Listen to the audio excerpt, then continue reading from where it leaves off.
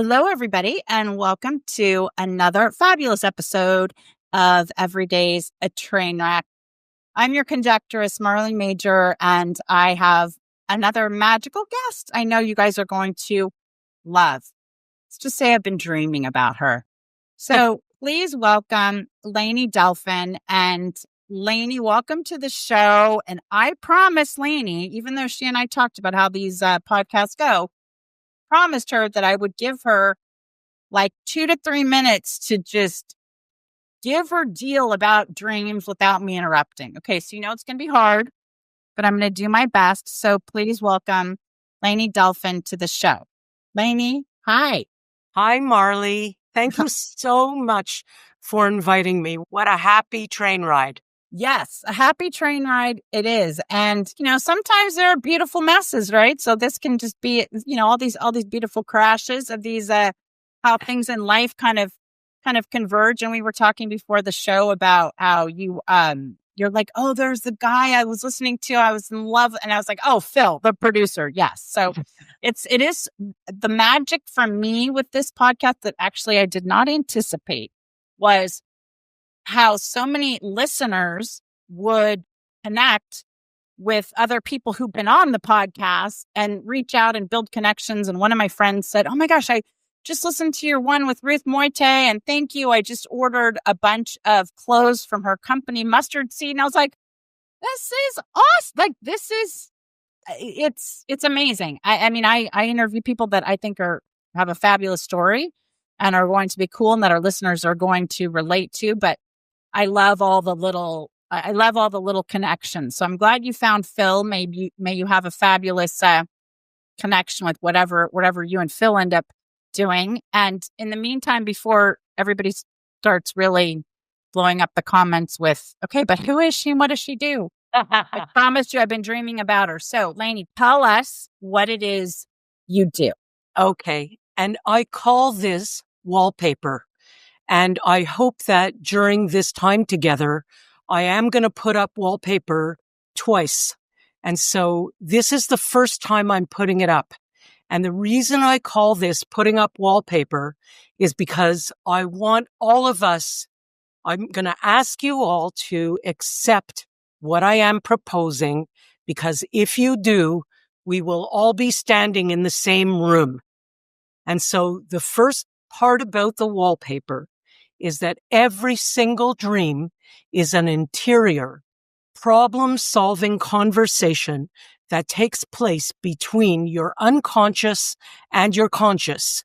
And I will go deep in this conversation, but I never go deep first. I always stay surface.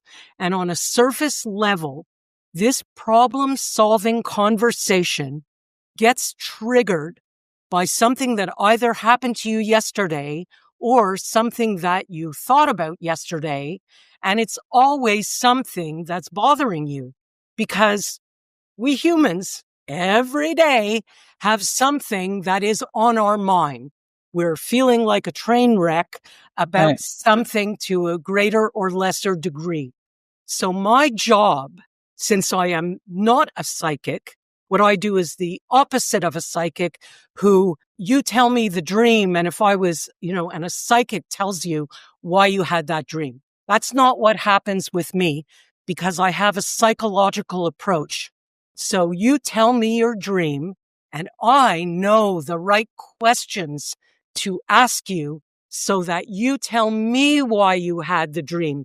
Because I have no way of knowing what happened in your life yesterday and what issue this week you are attempting to problem solve. And so I've been doing this, by the way, and I know we'll go down the rabbit path about this. Right. I have been doing this for a little over 50 years. Wow. I'm 73 years old. You do not look 73. I promised you I wouldn't interrupt, but for that, I need to interrupt and say you guys got to watch this on social media or on YouTube so you can realize that the woman does not look 73. But anyway, okay. You're very sweet. I digress. Keep going. Okay. And so I understood once I started understanding that what I really do is teach the language of metaphor much more than I am a dream analyst. I understand the language of metaphor, and that's what I'm doing is teaching you the language so you could understand what the heck you were saying to yourself when you had that crazy dream. And so I developed a very simple, easy 6-point of entry method of questions you can ask yourself or your friend who had a dream. And I base my questions on those 6 points of entry. So I'm just going to tell you what those 6 points of entry are. You can all grab a pen and then we'll go in more detail as we talk. They are the feelings, the action, the symbols, the play on words and puns, the repetition, and the plot. So whenever I hear a dream, I get attracted to, and so will you. You will get attracted to one of the points of entry. And there's not one that's better than another. They all work. They might get you somewhere different, but they all work. Okay, could you say them in case somebody's driving or in case somebody's like, wait, I didn't have a pen or I didn't have my phone ready to take notes. Can you say them one more time? The 6 points of entry. They are the feelings, the action, the symbols, the repetition, the puns and play on words, and the plot. Got it. Okay. And if you would allow me, I'm okay about going with the flow, but I could give you simple, easy examples of each point of entry, and then you really will get me for the balance of this conversation. Okay. Yes. I mean, I have so many things I'm dying to jump in and say, but I think your way is better. Let's talk about the feelings. Got it. And so here's a guy who dreams that his wife, who he's been married to for 25 years, is cheating on him. And so I immediately went for the feelings. How did you feel in the dream? Right. Betrayed. So my next question is, what do you think happened in the last week or so that had a situation that has you feeling betrayed? Right. Bingo. He had a client, also 25 years, because you'll find out it's going to blow you away how sophisticated the unconscious mind is. Oh, I love that. That's why I was compelled to do this for the last 50 years. And so it was a client who took his business somewhere else. So here's my question. If your mate was cheating on you, would you be standing there saying nothing? No. The dream takes a relationship that is also for 25 years and replaces the client with his wife, because we all know that if your spouse or your partner is cheating on you, you're not going to stay silent, because is this guy talking to the client about it? No, he's not. He's being human. He's lying, avoiding, sweeping, denying. It's called welcome to the human race. Yeah. So the dream moves him to his emotion, which propels him to speak. And that's what happened. The dream happened, and it encouraged this dreamer to call the client and say, why did you take your business away from me, and work it out. Next, the action. Here's 2 good action dreams. The first one is a 1-picture dream about a woman whose chair is in flames. That's the whole dream. And she wakes while she's jumping out of her chair that is literally on fire. And that person was procrastinating. And wow. That's a good one. Okay. Started the motion from the action. That's how it happened. Wow. Okay. Okay. Or what about when somebody says to me, I was trying to run, but my feet were dragging. So that's an action point of entry. And I'm going to ask that person, where is it that you're trying to get to that you're dragging your feet? Is it that you're trying to get somewhere in a relationship, or you're trying to get somewhere in your job, but you're dragging your feet? Oh my God. And that encompasses a pun or a play on words. I always tell dreamers to say the dream out loud, because you will hear what the dream is about if you say the dream aloud. And I'm dragging, my feet are dragging, or I'm dragging my feet. It's a pun and a play on word. All right. And And when you say it that way, then it totally makes sense. Like if you kind of close your eyes and say, I'm dragging my feet, as you describe it, all of a sudden you're like, that's okay, that's bingo. I get it. That's what I mean. That's when you get the bingo. Yeah. And so one of my favorite play on words and puns was when this is like maybe 30 years ago, I was dreaming that I was on the lower campus of a university in Asheville, North Carolina, always walking around on my knees. And by the way, I had several dreams that week where I was on my knees. Except in this dream, it started to snow and I was trying to get to the upper campus and I couldn't get up the stairs on my knees. And when I woke up in the morning, I said to my husband, Andy, I couldn't stand up. And he said, why? Who are you having trouble standing up to? And I said, no, you have to go to work now. Wait, wow. Yeah, that's like AI, right? When the teacher has now he's like learned from you and okay, but wait a second. I know I'm really trying hard not to interrupt. Did you have a connection to Asheville, North Carolina, or was that just symbolic? That was just like, not symbolic. I was at an IASD, the International Association for the Study of Dreams, of which I've been a member since 97. And I know Asheville, North Carolina. Oh, okay. I was at a university there for that conference. Okay. All right. In fact, I wrote a whole book about a dream that I had while I was in Asheville. And so as soon as he said that, I knew, who am I having trouble standing up to? Wow. And here's an example of repetition, is that the next morning, I dreamed that I was kneeling in the office of a guy whose name is Neil. So you got the repetition and you've also got play on words and puns again.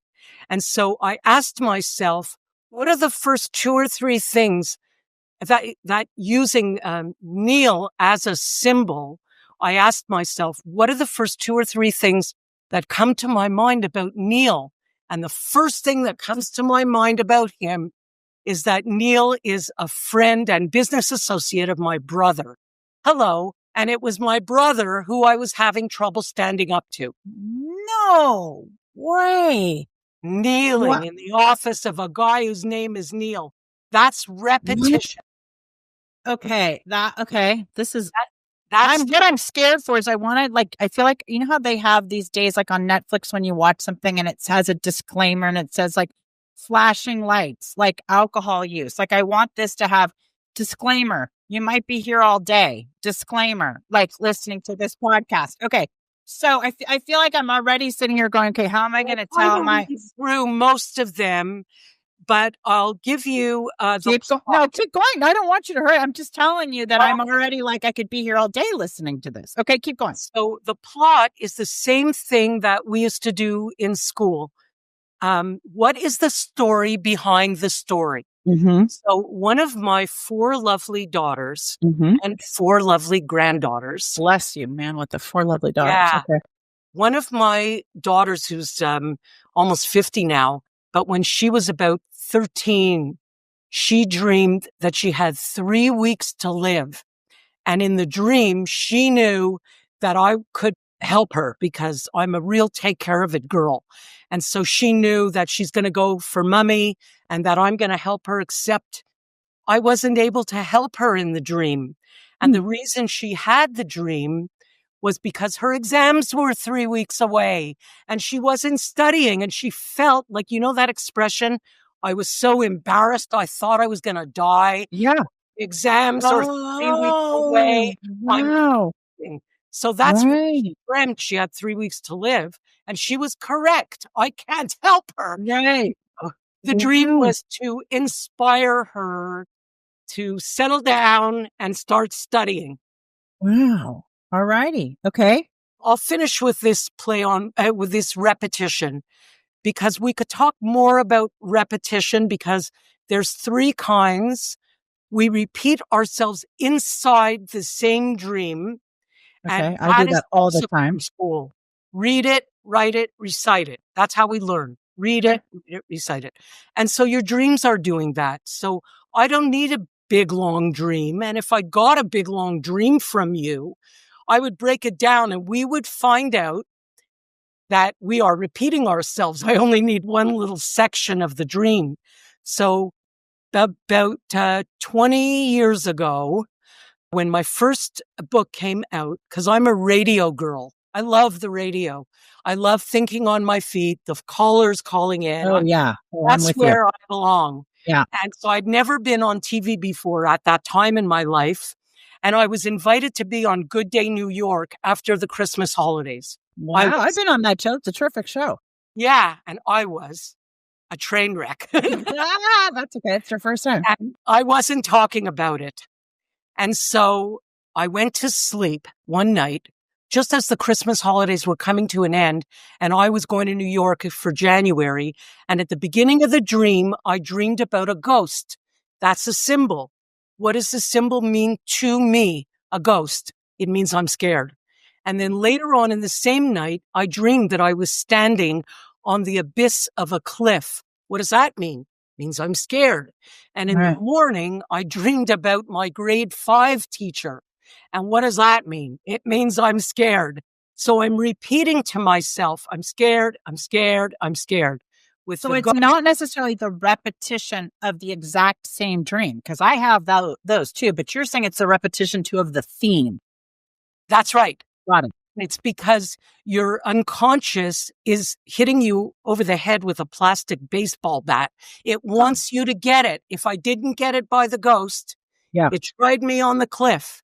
And then it gave me the grade 5 teacher. Right. And that got me. So that made me wake up in the morning and realize, okay, I have to start talking about the fact that I'm afraid to go to New York and I'm nervous about being on TV for the first time. So I started talking to my friends and my girls and my husband about it. And as soon as you do that, you're letting the air out of the balloon. Right. And that's what your unconscious wants. Your unconscious always has the same goal. It's to take the interior conversation called the dream, bring it outside to your waking life. That's what it wants you to do. So the dream is always to inspire you to talk, because the minute you take your dream outside to waking life to other people, you are going to start getting feedback. Because it's so scary when when you wake up. We all know that feeling, I think, of waking up. You're like, and you're just like, oh my gosh, thank goodness that didn't happen or whatever. But you're right. It's so scary as long as it's all in your head. But then as soon as you sort of talk about it, and so that you're not the only one that knows, and that, which is classic, because that's something in business. And your ideas help your problem solving. So you don't have to solve your problems all by yourself. Interesting. So I'm kind of finished the first wallpaper, and the second wallpaper is deeper, and we could stay here for a bit, or I could give you the deeper wallpaper whenever you're ready. I'm good. Yeah, this is like, don't ask the ADHD girl, which, I mean, I want all directions at all times. Okay, go with this. Go with wallpaper number 2 also right now. Let's make a deal. Let's go with wallpaper number 2. So we're doing this again. I'm asking you to accept a premise that I'm putting forward here. And I'll say that the reason I go deeper is because if you were to say to me, there's gold under the earth here, I would say, wow, but where do we start digging? Right. And it's the first level of the analysis of the dream, whatever it is in your life this week that triggered this dream. That's how you know where to start digging. Now, wait, pause. Okay, so some of these things I have to ask you points of clarification, because I know other people are going to have them. You've said a couple times the phrase "this week." Is that intentional? Like, is it okay? So it very much is what's going on this week. So you kind of start with this 7-day period. What's happening? That's right. Okay. What triggered this morning's dream? Got it. So with the guy who dreamed his wife was cheating on him, right? The issue was that he had a client who took his business somewhere else, Right. and he wasn't speaking. So that's where we would start digging. And what did we find out when we started digging? That this guy has issues, deeper issues in his Surprise. personality about speaking up when something is bothering him. So Interesting. to see it reflected in this life situation with the client. But if you dig deeper, you find out this guy's always holding in what he really wants to say. Interesting. Okay. So the deeper wallpaper is when I ask you to accept the fact that all of us arrive in this world whole. We come here whole. We have a plethora of potential and possibilities. We could be shy, assertive, a hero, a chicken, selfish, giving. Maybe you're an initiator who's always planning the party, and maybe you're the receiver who's always receiving a phone call, getting invited somewhere. Or maybe you were the comedian in the family, or maybe you're a person who's more serious. So we come into the world with all of it. And the people who bring us up, and this is not a judgment, because I'm a mom. Parents don't wake up in the morning and say, how am I going to screw this kid up today? Absolutely right. They don't. But it's not a blame thing. It's a fact that the people who bring us up teach us that it's better to be one way than another way. So we become over-exercised in certain aspects of our personality and under-exercised in others. And so this is why I do what I do, because you don't have to be stuck with your same over-exercised, knee-jerk response to waking life situations. And the problem with your over-exercised, knee-jerk responses to things is that at 73, I say this with confidence, life throws you so many different situations. Oh my goodness.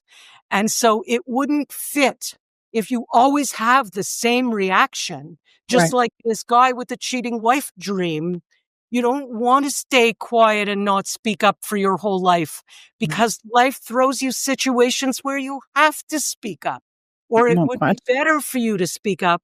So this is what I'm all about. I am all about learning how to use your dreams to exercise the unfamiliar aspects of your personality and take them back. Take them all back. So your knee-jerk reactions, they never go away, but you can, using your dreams and the certain people and personalities that appear in your dream, not by an accident. So you have access to realize what parts of yourself are your shadows, as Jung would have called them, your unfamiliar parts of yourself. It is not an accident or random that certain people show up in your dreams during a certain week. It's because you might need to access that under-exercised part of your personality.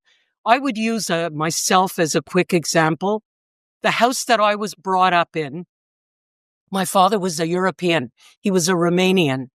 And my mother was born in Montreal, where I'm from. Oh, I knew it. I was going to ask you if you're Canadian. Thank you. I got it. Okay, keep going. Got it. And so she was born here, but I don't care. She was brought up by Europeans. So in my mind, we were both European. And the message I got in my house was, don't open up that big mouth, because that was considered disrespectful. So I learned not to speak up. And so one day when I was, I'm just interrupting myself inside my own head. I want to say to you that if I go to a bank manager because I want to borrow money from the guy and I don't like his tone of voice, my knee-jerk reaction to shut up, it is appropriate to the situation. I want money from the guy. I'm not going to start talking to him about his tone of voice. But if Andy, my husband, who has a temper like my late father, if he opens up his big mouth to me, it's inappropriate for me to sit there like I'm with my father and I'm 7, or like I'm with a bank manager who I want to borrow money from. It's inappropriate. I need to access my ability to speak up for myself. And so about 30 years ago, when I turned 40, and interestingly, the same year my father died, one night, Andy, who's exactly like my father, he would take the shirt off his back for you, and he's so freaking adorable and nice. And he opened up this big fat mouth to me. And what did I do? Zero. I was all the way over there saying absolutely nothing. And that night I went to sleep and I dreamed about an aunt of mine who at the time was already gone. She was already dead about 15 years. And so using a symbol point of entry, I asked myself, what are the first 2 or 3 things that come to my mind about her? And I'll give you the same answer, Marley, that I gave myself 30 years ago. She had the biggest mouth of anybody I ever met. She was the most assertive person. And if she loved you, she would tell you. And if she didn't, she would also tell you. So because I'm all the way over there and I said nothing to him the night before, I dream about a complete polarity, the antithesis of me. Oh, I dream about the biggest, most assertive person I know. So that's the deeper component that so we're in wallpaper land number 2. Okay, got it. My unconscious wants to pull me in the middle because I am not here to tell you that change is easy. And I am here to tell you that change is possible. Right. So I understood I needed to access. I'm not going to become her overnight. Oh my goodness. But I need a little bit. So when I woke up in the morning, once I understood the dream, I said, Andrew, you were yelling at me last night. And when you do that, it makes me feel like I'm 7. I'm with my father again. Could you please not do that? So that's what I sounded like the first time I took my mouth to the gym. It was little. Could you please not do that? Right. Now, here I am 30 years later. Andy would never yell at me like that anymore. I hope not, because I'll come yell at Andy. Man, I have the opposite problem. I say too many things. I'd be like, Andy, you know what? You need to close your mouth. Yes, exactly. Because now I exercise that muscle. Right. And now if he would talk to me like that, I would tell him where to get off. Right. Because I've been exercising my voice for the last 30 years. And what happens when it's not that we have any power whatsoever, especially I'm talking to somebody from the United States. What a wonderful time to give this message to everybody. We have no power over changing anybody else. And we are all powerful about changing ourselves. And when you change something about yourself, it's automatic that those people around you, they will change too, because maybe it took a year or 2. Right. But at a certain point, Andy learned not to yell at me like that. It doesn't work. Well, it reminds me of this quote that unfortunately has been used just to the point that it's with a rainbow and a cloud on a gas station, calendar, but is, be the change you wish to see in the world or something. Right. I'm paraphrasing, Gandhi, but it really is the only way, right? Is if you just start doing what you want everybody else to do or what should be being done, because that's the piece that you can control. Okay. So let's continue down deep wallpaper room number 2. I didn't finish about the repetition. So I wanted to say that repetition happens inside the same dream. A second kind of repetition happens when somebody will say to me, I had this dream 7 times in the last 2 weeks. That's funny. And that is the exact same thing as a nightmare. So whatever your underreaction to your waking situation is, we are self-regulating organisms. The dream is going to overreact, and it helps create a balance, A, and B, it succeeds in grabbing your attention because it wants you to talk about it out loud. And so sometimes repetition over a couple of weeks or something, that it's the same thing as a nightmare. It's trying to grab your attention. And the last one is the third kind of repetition is when I hear people saying, I've had that dream my whole life.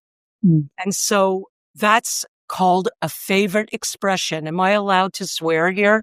Well, I mean, Lord, woman, that's all I do on this thing is swear. Oh, yeah. I didn't know that. Okay. Oh, yeah. Oh, yeah. Okay. Yeah. So my favorite expression is, oh, shit. Yeah. I could have said, oh, shit, when I was 15 years old because I missed the bus. And I could have said, oh, shit, when I was 35 because I walked by my desk and papers fell all over the floor. And I could have said, oh, shit, when I woke up this morning because I was so frightened to be on this podcast. So I'm saying the same expression. Were you really? Is that true? Yes, that's true.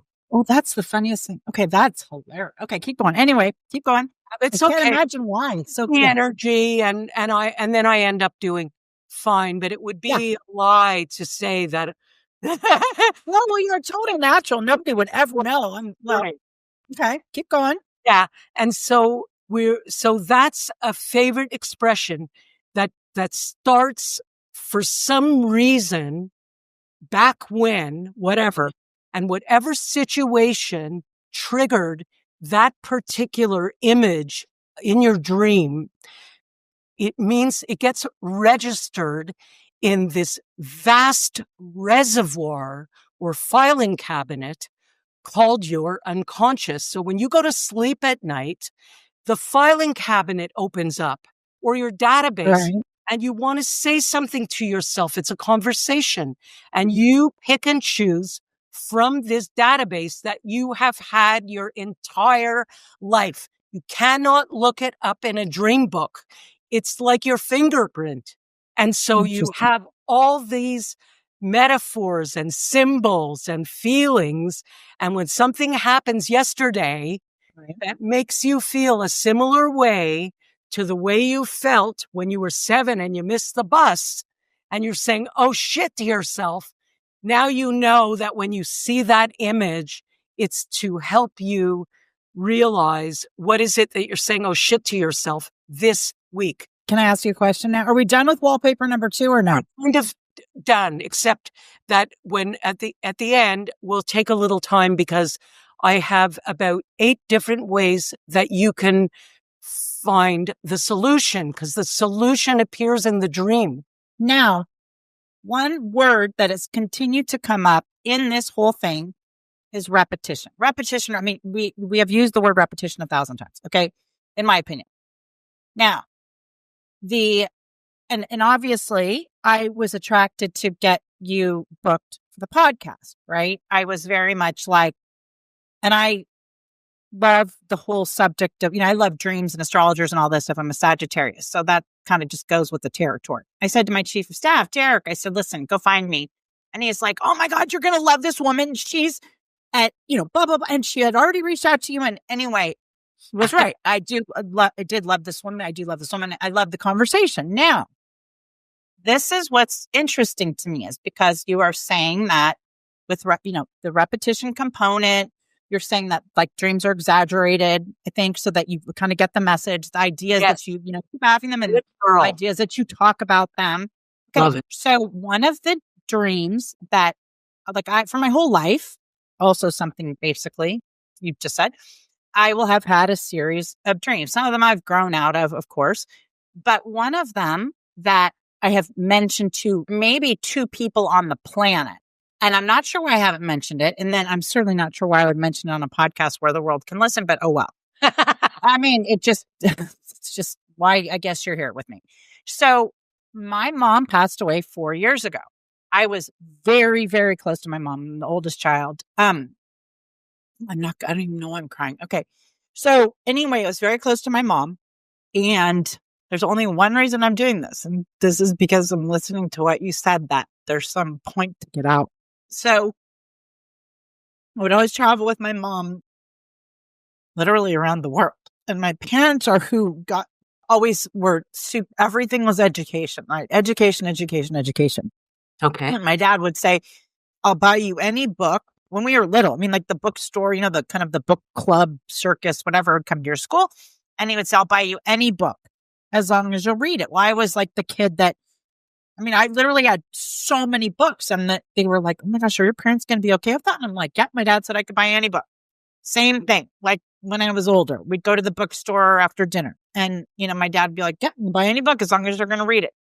And it was interesting because I would get all kinds of, I would get art books, I would get science books, I would get random stuff, but I would read them. Every house I go into, it's like bookshelves upon bookshelves upon bookshelves. I put the ladder to the bookshelf. I have so many books, and I still read to this day. Okay. My mom, her big thing was always travel and creativity, and you have to just keep trying things, right? So she was like, just go try it. Just go try it. Just go try it. My dad would use that in business. He would always say, just go try it. Just go try it. You never know. And so in a lot of ways, it's the opposite path of what you should do in business, right? Because in business, it's like pick a lane and then like do the one thing, right? Just keep getting better and better and do the one thing. Which, by the way, for in a lot of ways, I believe in that, because it's very hard to run multiple companies successfully, develop multiple products, et cetera, et cetera. Right. So anyway, it's definitely something that I believe in, but it has served me well, right? I've tried different things. I'm a serial entrepreneur. I have built multiple 7-figure companies from the ground up. Thank God. I was encouraged, just try it, try it, try it. So when my mom passed away, of course, it was so hard because we're a very close family, but she had cancer for years before. We're now kind of getting, we'll never know, but, in the years leading up to it, I was kind of tasked with, I've got to start taking over some stuff that she used to do, like her role in the family. My dad still works. And so I had to kind of help with stuff she did at the house. They had multiple houses, et cetera. And then help him with his business. It turns out now it's COVID. Okay, well, thank goodness, because nobody's planning events. So I can kind of help. So I'm really knee deep in this. Right. But where I'm headed with all this is that my mom was very hard on me in those years right before she passed away. And, you try, everybody tells you the same thing. It's not them, obviously, especially when you have cancer and probably metastasized to her brain, et cetera, but you keep telling yourself this isn't her, right? This isn't the real her who's right. Not being nice. Because as they say, I spent my whole life traveling with her and we were very close. And I had a very difficult time with that. Now, as far as I can remember, I can't even tell you if any time in my whole life I've ever dreamt about my mom. Maybe like, the kind of, she's part of the dream, but it was never certainly never a nightmare about it. So when my mom passed away, I have had the same version of recurring dreams up until this point. And by the way, like to the point that I will yell in the night, like it's crazy. And it's some version of my mom is trying to tell me something. My mom is trying to have a conversation with me. And because of how it was, the last few years, I keep saying, no, why don't you understand? I don't want to talk to you, which is very much different than how I normally would be. To the point that sometimes I have it 5 days a week. Then sometimes I have it 4 days a week. And it feels like it's all I dream about, my whole night. And obviously that's not the case. And I cannot figure out, because every time it is the most negative dream. Every time it's like, kind of think of it like when there's a guy chasing you that you're not interested in. And the more they chase you, the more of a turnoff it is. And you're just like, oh my gosh, right, giving me the icks. Like, and that's horrible to say about your mom. I'm sorry. The priest on here next. But anyway, so that's a horrible feeling to have. I'm going to just put this out there for you. Yeah. Yeah. And I'm projecting, obviously, because I have no way of knowing what's going on in your head, except to tell you that in the dream, typically you take the role, you take the part you feel the most connected to, and you give out all these other parts of yourself that I talked about. The part of you that's shy, assertive, a hero, a chicken, selfish, giving, all these parts of yourself that you may not feel as connected to, you give them out to different people, places, and sometimes even things. I was trying to think of something stubborn, like what animal is stubborn? A bull. A bull, thank you. Uh-huh. That might represent the part of you that's stubborn. And all of a sudden you have a bull in your dream. And so because we give out all these parts, so you're saying, I don't want to talk to you. You're saying that's the recurring piece is that.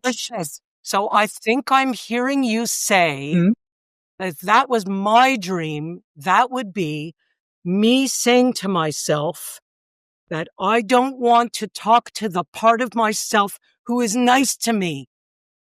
If I'm down and I'm not being nice to myself, then I'm not going to want to converse with the aspect of my character who knows how to be nice to myself, who is represented by my mother. Because your mother was always nice to you. She was very close to you. And if you're being down on yourself these days, maybe if you're disappointed with yourself or you're not being nice to yourself, and it makes sense that in a picture or in a metaphor, that's what it would look like. It would look like your mom trying to tell you something. So in other words, the nice part of yourself who is nice to yourself is trying to get in touch with you, but you don't want to talk to her because that's okay. So on that note, first when you say that, my brain goes to, but remember, I was saying for like 3 years before she passed away, she wasn't nice to me. And that's why but is that kind of part of it? Well, it depends what's going on in these last few weeks. When you have that dream, because you want to reveal the fingerprint, what is it that you're saying to yourself? Well, so this is very interesting. The last probably couple months, maybe I haven't had the dream at all. But this is crazy. So I've been working on, so when my mom passed away, it was in June, and literally like 4 years ago in last week. I was super sad, and obviously, COVID had hit, etc. had been taking care of a lot for my family, etc. So I decided I was going to go see these sheep in the Faroe Islands. This is so random, but I had this article that I had torn out. Remember, my mom was the big traveler.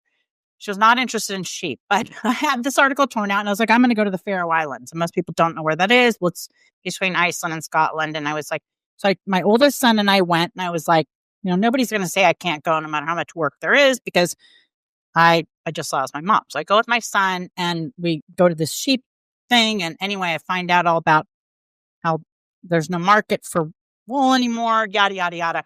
Go down this whole path and decide I'm going to use all the unused wool in the world for fire prevention, these products. Okay. I've been working on this thing since this trip, literally for almost 4 years. Last week, and I've been working on the patent applications. Okay. Last week, we filed the patent applications for this product that I started working on 4 years ago when I went to see these sheep because of my mom. Right. Patent attorney. We have the big patent attorney firm and all kinds of other people part of this because it's very scientific. And my mom is very close to my oldest cousin, who also happens to be a patent attorney and is also a chemist. So the big law firm kept saying, I'm going out of town. We got to get this filed on June 3rd. And she kept saying, June 3rd, June 3rd, June 3rd. And she's like, I'm going to be unavailable. It has to be. And I mean, there was so much that has been going into this application for years. Okay. So I was like, oh my Lord in heaven. So we were on the phone. That morning, I realized, oh my gosh. So she files the patent application. She sends us the text. Congratulations, we filed. You have a patent pending. And all of a sudden, it hits me that text was sent within an hour of my mom passing away exactly 4 years ago. Wow. And I was like, wow. What? And I think that's why I haven't been having the dream lately, is because like she's been and getting this application and developing this product has been so far out of my scope. But I believe in it, and I've almost given up 1,000 times. And it's almost like she was just saying like pushing, Right. like just like keep ask, kind of, because obviously I've had to ask for help. There's so many components where I've had to bring other people in. So it's almost like she just was like pushing this somehow to the finish line. You were kind of pushing back. And I was very much pushing back. Well, I couldn't push back, I don't think, anymore. But what is this whole thing coming full circle that I'm just realizing is, since this was just about to go over the finish line, I haven't had that dream anymore. And then texted my cousin, and my cousin kind of modeled her life after my mom. I mean, she was the oldest. She always wanted to be like my mom because my mom got married late and traveled and all this other stuff. And I texted my cousin. I was like, do you realize my mom passed away 4 years ago? And exactly within the hour. And I have to check because I have a feeling it's a lot more condensed than within the hour. And it was like, that has been like the thing or the project. But I guess what you're helping me realize is that I kept looking at this as something that was haunting me, like a bad thing. Like I couldn't, but it was a good thing. And my one friend that I would tell about this, I would tell my one friend and then my boyfriend, and they'd be like, and I would genuinely be haunted. Like after these dreams, I would wake up in the morning and I would be so challenged, right? I mean, I would be like, oh my gosh, and then I wouldn't tell anybody except this one friend. And this situation is also, just to speak from the unconscious's point of view, mm-hmm. it needed you to pursue. Right. And it was chasing me. And I would even keep saying, stop chasing me. Stop. Like you need to go away. And every time in the dream, it was like, she would pass me a note at a dinner party. She would like all of these things, like pushing. And I would keep going. And then I would be so traumatized, and then my friend, my boy would be like, but you're really close to your mom. Like, why are you so upset about this? And I was like, I don't know. I'm trying to figure it out. It was about the patent. Right. It was about the patent. It was about, and my daughter celebrated her birthday on that same day, by the way, just to let you know. No way. Synchronicity is at work here. Okay. You want to hear the craziest thing? Then you know why. Okay. So full disclosure, everybody, I was 5 minutes late getting onto this podcast this morning. And it was because, so we have these interns for this sheep project, these 3 girls working on science and all this stuff, because I'm about like get these kids off the phone and actually work in science. And so I was into this documentary to show them, because they're all working today, to show them. And this documentary was about soil and all this stuff. And this next component for the product, which is, again, we can talk about ad nauseum, but I could not turn this thing off, even as I'm getting ready. And I'm like, Marley, hurry up. Like, you can't leave this woman waiting. And it was just like, it was all related to this patent. And it's so weird. Then you're saying it's your daughter's birthday. Then I had you to be on like first thing Monday morning. You know what I mean? And I'm texting Derek going, who's the one who booked you, like, oh my God, I'm so sorry, blah, blah, blah, blah, blah. And it was all related to this project that has felt totally insurmountable, completely. Right. And then last week, I was like, I got a little bit of relief because I was like, girl, you got it turned in. Like, that's amazing. And then this morning, though, I was, it's like, you're tired. I'm tired. I've been pushing all this stuff. I'm moonlighting. I've got a bunch of podcasts. But I was like, this soil video fired me up. And I was like, I'm going to get these girls fired up today. And we are going to, really be the change we wish to see in the world, which was kind of where this whole thing started. You came full circle. Right. And so the fuck, and that's the other thing in this, that's so weird too. That's the other thing in this movie is they kept talking about coming full circle and closing loops and closing environmental loops and all this stuff. And the reason that I love this is because, well, very selfishly, you've helped me turn something that has been extremely upsetting and negative to me because I can't figure. I'm like, why would my mom want to be mean to me? In these, but she wasn't. She was just Right. telling me, you got to keep going. You got to keep going. You got to keep going. Even when I was like, there's no path forward. Like, this is going to be impossible. And then it happens. And now I realize, because as you say, it's been traumatizing carrying this around because I'm trying to figure out, like, what am I missing here? Well, what I was missing is that I just had to get it done. Now I've pushed it over the edge. Now I can obviously talk about it more because patent is pending, right? It's all that stuff is applied for. So thank you very much. That solved a lot of problems. And obviously we're going to have you on to do a whole other subject because there are so many things we can talk about. You're right. I mean, now it's like this. Now I feel like this opened its own portal to like 10 other podcasts, which is good. So, but now what I want to do is, because I don't want to keep them all day, even though I gave the warning in the beginning that we could. How about if we go through those 8 ways that, since you just solved my big problem of what was this dream with my mom that's been haunting me for 4 years. I know where I'm going to finish. Okay, so give us those tips. Give us Marley, those tips. You just gave it to me on a silver platter. Oh, well, I hope so. Okay, good. Let's by the way, it's Marley in my family, my granddaughter Marley. It's her mom, Chelsea, who celebrated her birthday last week on June 3rd. Well, there you go. Yeah. Okay, June 3rd. Yeah. So awesome. Here's one of my all-time favorite dreams, and gives you my favorite solution-finding point. Okay. So here's a woman who dreams that she's got a brand new puppy, and she's so excited about the puppy. And I have a puppy underneath my desk. He's been quiet the entire. He's well behaved because I've got a couple puppies out there who I could hear, and I'm like, keep going. So Lukey is very quiet, good boy. Mm-hmm. And so she's so excited about this puppy. He's so brand new. All she wants to do is look at him eye to eye. So she picks him up on the table in front of her so that she could look right into his face. And he's so new and she's so excited. And all of a sudden, the puppy shits all over the table.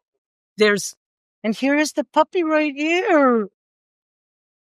Oh, what a snuggler. Oh, my God. The puppy makes all over the table. Oh, okay. So I am looking, when I hear the dream, I am looking at the feelings, but I am also looking at the action.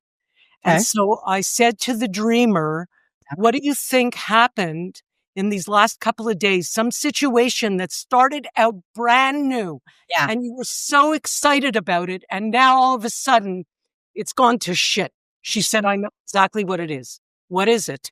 She said, I just started a brand new job and I was so excited about it. And now I've been working there 4 days. And it turns out the boss is a really abusive guy and he's been shitting all over me. So you got the play on words and the action.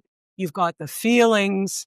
Yeah. And so my favorite way to problem solve a dream is to take the story of the dream outside to waking life, solve the problem outside the dream, and then come back in. So I said to her, if you really had a puppy and you really put him on the table and he really shit all over the place, what would you do? She said, well, the first thing I would do is take him off the table and then I would clean him up and clean myself up. Yeah. And so because it's very important that it's not my language. Right. I always want the dreamer's language. It's interesting. And so I asked her, does that mean something to you? Take it off the table? What does that mean to you? And she said, when I take something off the table, I'm done. I am not negotiable. It's over. And she left my office and quit the job. No. Oh my gosh. Puppy off the table. Wow. Wow. Wow. That all the time. Like that's one of my favorites. Or here's a direct solution that sometimes appears in the dream, like Paul McCartney thinking about yesterday, for example, is a direct solution. Or Elias Howe, who invented the sewing machine and couldn't figure out what to do with the needle. It was driving him nuts. And he went to sleep and dreamed that he was captured by cannibals who stuck him in a pot of boiling water. And every time he tried to get out of the pot in the dream, they kept pushing him back in with their spears.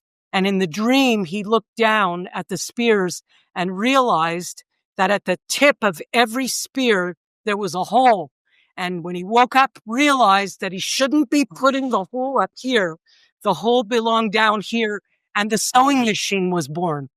So that's a direct solution. A symbol or a metaphor. That's weird. Well, it's very weird, number one, that you're even saying that, because my mom was the biggest sewer ever. So, like, I mean, she was the biggest fashionista. Like, they're so we came together again. And my grandmother, who was an immigrant from Poland, came from Poland and to Ellis Island and worked in the Singer sewing machine factory. I mean, that's just very weird. Okay. And so the symbols, I'm glad I gave you examples, because now if you use a symbol or a metaphor as a solution, we already saw that with me dreaming about my big mouth aunt. I needed to lean in. And whatever is the scariest part of the dream for you, that's the part you want to lean into. That's the part you need. So I needed to access that part of my personality that I was completely unfamiliar with, the part of me that knows how to speak up. And then the action or the non-action in the dream. So what about this woman whose the dream is that she's standing looking up into the sky and watches a plane absolutely explode in the sky? What is the dreamer doing? I'm looking at the action. What is she doing? Nothing. She's looking at this plane exploding. Right. And so it was the non-action that once we figured out what was the dream, she comes from a very traditional, very old style family. And she was dating this guy and he thought they were getting married. And so did she, and so did his parents and her parents. She doesn't want to marry the guy anymore. She's backing out of the marriage. And she was anticipating her parents' response that they would absolutely explode when they would find out. So there you have the expression explode and how that appeared in the dream as a play on words. And I said to her, using the first way to solve a problem, if you were really watched a plane blow up in the sky, would you be standing there looking at it like you're doing in the dream? And she said, oh my God, no, I'd be calling the fire department. I'd be calling the police. I'd be taking action. Yeah, that's right. So she needed to prepare herself to speak to her parents and be prepared for the explosion about what she would do. So that's the action or the non-action. I'm leaving the most important to the last.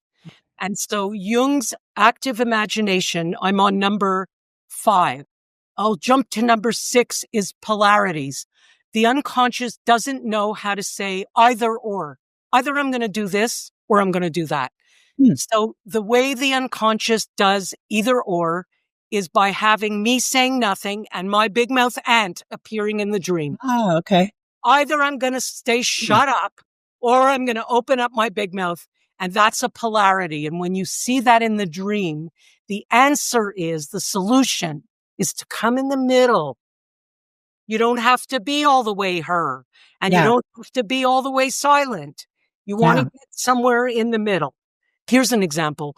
The child who has the dream and he says to his mother, there's a giant chasing me and I couldn't get over the wall. And so the mother, using Jung's active imagination, says to the boy, well, I'm coming in that dream with you. And we are going to build a wall that's so tall, the giant can't get over it. And you know the expression, I changed my mind? That's what you're doing. You're changing your mind. You thought you were going downtown to buy a pair of shoes. you saw a blouse, you changed your mind. And so the minute the mother gives another scenario, she has triggered another way of thinking. And now that little boy is not afraid to go to sleep anymore because in his head, his mother's with him now. Right. So it'll never be the same again. And then, so here's what I want to say. I'm finishing with these two. You know, the big cage that for bingo or the lottery, all the Yes. balls are bouncing around. Yes. My brain, in other words. Yeah. Trust me on this. Okay. But if you want to go deep Mm-hmm. and want to find out why it is that you're not speaking up today and why it is that you're not responding to the invitation and why it is that you're being so serious when something is funny that's happening and you don't know how to lighten up. So when you're looking at these different parts of yourself and you want to know, where does this come from? Where can I begin to dig for the gold? You can use Freudian's free association. You sit back in a chair and you close your eyes, and every single memory and association you have ever had since you're born are all those bingo balls. And you close your eyes and you think to yourself. You just take a couple of deep breaths and you think to yourself, where is it in my life that I felt this way before? So I accept memories from when you were 18 or 20 or 30, but I prefer you to close your eyes again and try and go back further to a childhood memory that makes you feel the way you're feeling this week with this dream. And you get the answer. And as soon as you think of the memory, your adult self can look back at the memory and you could say to yourself, wait a second, is this how I would treat my own child? Would this be my response? So now it's your inner adult that is looking at your inner child. And I am here, Marley, promise you from the bottom of my heart that as soon as you revisit or relook at a situation from your childhood, there is an unavoidable shift that happens once you've involved your adult self. There is a shift. And you know the expression, once you know something, you can never go back to not knowing? Right. Yeah. Well, that's what this is. That's exactly what this is. You will never feel the same way again about whatever it is. And so the way you do it with Jung is you also use Freud's free association with the bingo balls. But now, instead of looking for a personal childhood memory that reminds you of today's dream and the way you feel today, you're looking instead, this would be good for you. When you're thinking of a story, a book you read, a movie you saw, a story you heard. You're looking for something that reminds you of what you're going through today, because that story that you think of, it's got the answer in it. It has the solution. And all you need to do is connect the dots.